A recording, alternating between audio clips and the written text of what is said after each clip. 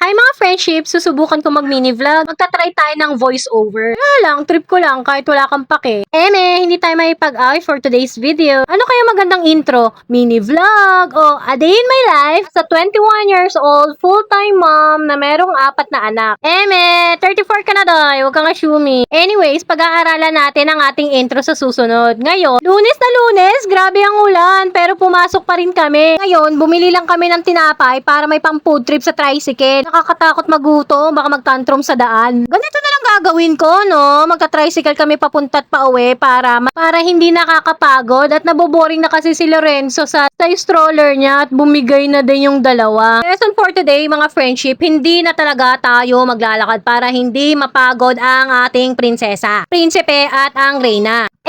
Wag kang assuming dyan, hindi tayo Disney princess for today's video. Kulang tayo sa lambing.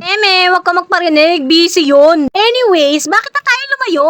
Ito na nga, wala nang ang pilang mga kinder, kaya diretso na sila sa room. Buti na lang, pinaalala ni Cassandra na mag-face mask daw siya, kaya onting minuto na lang, magbababay na tayo kay Cassan. Nung nakapasok na si Cassandra, nagturo naman si Enzo dito. Dumiretso kami sa barangay para makiupo at makisilong. Ano, Enzo?